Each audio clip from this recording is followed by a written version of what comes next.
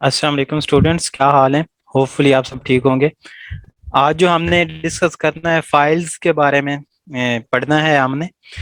File क्या चीज़ होती है? कोई भी डॉक्यूमेंट जो हम MS वर्ड में लिखते हैं या नोट पैड में लिखते हैं, या कुछ भी हमने लिखकर उसको अगर स्टोर किया होता है किसी भी फॉर्मेट में, तो वो फाइल होती है। और फाइल्स को हम पाइथन में किस तरह इनके साथ हम प्ले कर सकते हैं, हम फाइल्स को किस तरह रीड कर सकते हैं, और किस तरह हम अपनी फाइल्स में चेंजिंग कर सकते हैं। हम कैसे सारी रीड किए बगैर, अगर पूरी एक हमारे पास 100 पेजेस की फाइल है लेट्स सपोज, तो उस सारी के वर्ड्स हम काउंट कर सकते हैं। उसमें कोई स्पेसिफिक चीज हम फाइंड कर सकते हैं, उसमें कोई स्पेसिफिक चीज फाइंड करके उसको रिप्लेस कर सकते हैं बगैर उसको रीड आउट किए।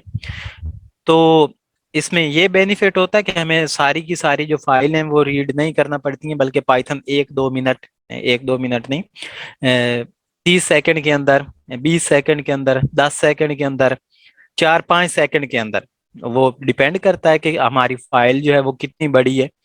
तो 4-5 सेकंड के अंदर अंदर पाइथन हमें वो सारा काम जो हमने पूरी को रीड करना था लेट्स सपोज 2 घंटे में, तो पाइथन उसको 2 सेकंड में रीड करके हमें सारा उसका रिजल्ट बता देता है। तो फाइल्स जो होती हैं वो असल में क्या चीज होती है? वो भला जो हमने स्ट्रिंग पढ़ी थी कि ये सीक्वेंस ऑफ लाइन होती है फाइल, उसमें लाइनें होते हैं। ये देखें, ये लाइनें होती हैं इस तरह करके, ये सारी लाइनें हैं।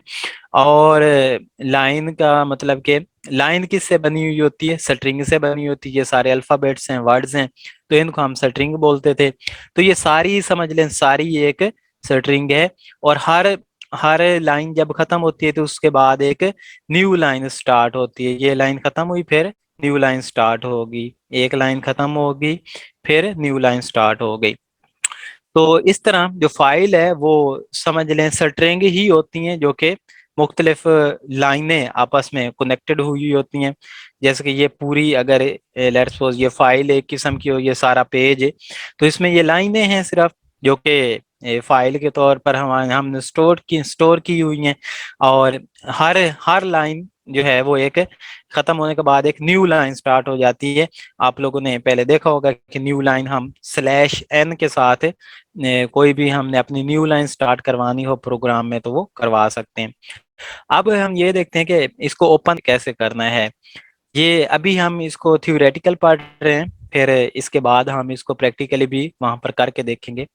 तो इसके लिए ओपन फंक्शन इस्तेमाल होता है, हमने ओपन का फंक्शन इस्तेमाल करना है।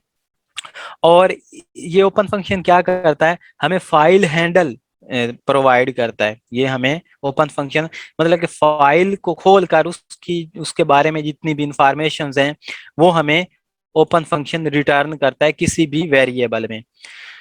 तो इस तरह ये उसका सिंटैक्स है कि ओपन और आगे फाइल का नेम लिखना है, और साथ मूड लिखना है। मूड ऑप्शनल है, जरूरी नहीं कि आप लाजमी ये मूड लिखें, आप सिर्फ फाइल का नेम भी लिखेंगे। लेट्स सपोज ये लिखा हुआ है mbox.txt, तो ये इस फाइल का नेम है।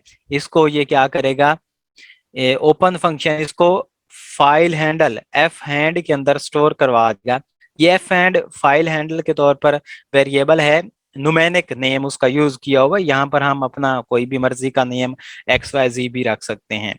उसने आसानी के लिए हमें एफ हैंड जो है वेरिएबल उसको स्टोर करवाया है, ताकि हमें इसको समझना आसान हो कि ये फाइल पूरी की पूरी, इसके बारे में जितनी भी डिटेल है वो इस फाइल हैंडल में स्टोर हुई हुई है, एफ हैंड में स्टोर हुई हुई है। आप चाहें तो इसका नाम XYZ में से कोई भी रख सकते हैं। तो इसके बाद है हमारे पास ये मूड है, ये देखें आर लिखा हुआ है।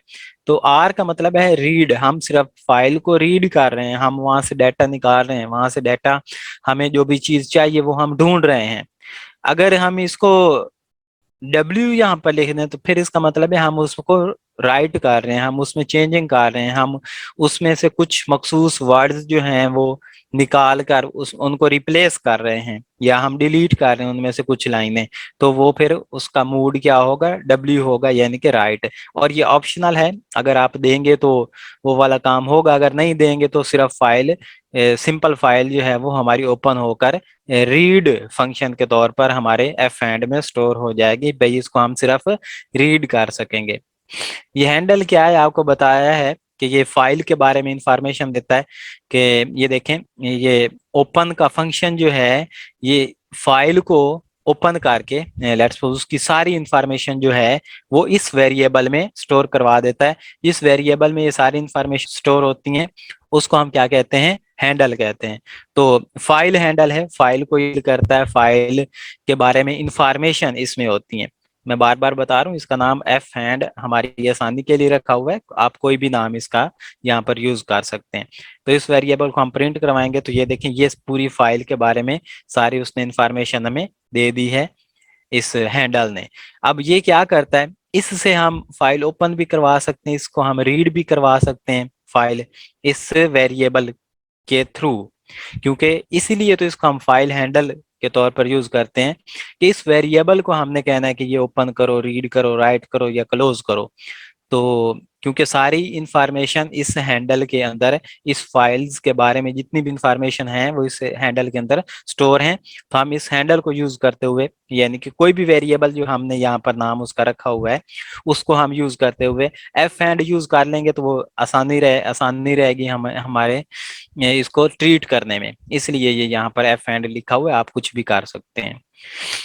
तो अब ये कहता है कि अगर हमारे पास कुछ ऐसी चीज है जो मौजूद नहीं है हमारे डेस्कटॉप में या हमारे फोल्डर में मौजूद नहीं है और हम उसको ओपन करवाना चाहते हैं, तो ये हमें ट्रेस बैक देगा, ये हमें एरर देगा कि आपके पास ये वाली फाइल मौजूद ही नहीं है, जो आप गलत नेम लिख रहे हैं, ये आपके पास आपके सिस्टम में ये फाइल मौजूद नहीं है। तो इस तरह की कंडीशन होगी तो ये हमें ट्रेस बैक देगा और उसकी एरर हमें शो करवाएगा। यहाँ पर आपको बता रहे हैं कि न्यू लाइन जो है, हर जितनी भी फाइल होती हैं वो एक लाइन खत्म होती है, फिर उसकी न्यू लाइन स्टार्ट होती है। तो हम क्या करते हैं, वैसे आमतौर पर हम जब न्यू लाइन स्टार्ट करवाते थे तो स्लैश एन यूज करते थे। अब ये स्लैश और एन ये दो अल्फाबेट्स हैं, यहाँ पर ये देखो स्लैश है और एन है, लेकिन पाइथन इसको जब ये फाइल के तौर पर आता है यहाँ पर, तो पाइथन इसको एक अल्फाबेट के तौर पर ही ट्रीट करता है। मिसाल के तौर पर यहाँ पर उसने एक्स और ये नीचे वाई प्रिंट करवाया है, और दरमियान में हमने न्यू लाइन के लिए स्लैश एन यूज किया था, तो पाइथन इसकी लेंथ कितनी बता रहा है, 3 बता रहा है कि एक तो यहाँ पर क्या एक्स है और दूसरा वाई है। तो एक जो है एक्स की हो जाएगी यहाँ पर पोजीशन, दूसरी स्लैश की और एन की, स्लैश की और एन की हो जाएगी, और तीसरी इस वाई की हो जाएगी। तो टोटल इसकी लेंथ इस वाले की कितनी हो जाएगी, इस वाले की टोटल लेंथ 3 बता रहा है यहाँ पर। तो ये आपको बता रहे हैं कि न्यू लाइन बेशक स्लैश एन है, लेकिन वो एक ही करेक्टर के तौर पर हम इसको यूज करते हैं। अच्छा, यहाँ पर एक और चीज ये उसने आपको मजीद करके बता दिया है कि ये देखें, जब न्यू लाइन स्टार्ट होती है, मैं आपको पहले भी बताता रहा हूँ कि जब भी ये न्यू लाइन स्लैश एन के जरिए न्यू लाइन स्टार्ट होती है, तो यहाँ पर असल में क्या होता है, हम स्लैश एन यूज कर रहे होते हैं इसको न्यू लाइन स्टार्ट करवाने के लिए। जब भी आप इंटर करते हैं, आप लिखते हुए अपने आपने लिखा होगा, उसमें वर्ड के अंदर लिखा होगा या नोट पैड के अंदर लिखा होगा कि जब आप किसी भी चीज यहाँ पर आकर इंटर करते हैं तो वो नीचे आ जाता है, इंटर करते नीचे आ जाता है। तो असल में इंटर के पीछे क्या लगा हुआ होता है, स्लैश एन वाला फंक्शन लगा हुआ होता है, जो कि उसको क्या करवा देता है, new line new line new line पर आ जाता है। तो इसकी अगर हमने लेंथ काउंट करनी हो तो इस सारे एक ये लेंथ, ये सारी लेंथ प्लस इसका एक एक अल्फाबेट, इन दोनों को भी पाइथन एक अल्फाबेट के तौर पर काउंट करेगा और इसमें हमारी टोटल लेंथ में ये स्टोर करवाएगा। तो बताने का मकसद ये है कि ये सारी जो हैं फाइल के अंदर जितनी भी लाइंस हैं उनको स्लैश एन के साथ हमने क्या किया हुआ है, सेपरेट किया हुआ होता है। होती ये भी जिस तरह स्ट्रिंग आम नॉर्मल स्ट्रिंग्स होती हैं, ये भी वही स्ट्रिंग्स ही होती हैं। तो ये हमारा आज का टॉपिक था। जिसमें प्रैक्टिकल बिल्कुल भी नहीं था। हम इसका नेक्स्ट हमारे टॉपिक में जो है इसको रीड किस तरह करना है, ये सारा हमने आई थ्योरी पढ़ी है। तो नेक्स्ट में हम इसको प्रैक्टिकली कर देखेंगे अपने वीएस कोड के अंदर। ठीक है स्टूडेंट्स, अपना ख्याल रखिएगा। अल्लाह हाफिज।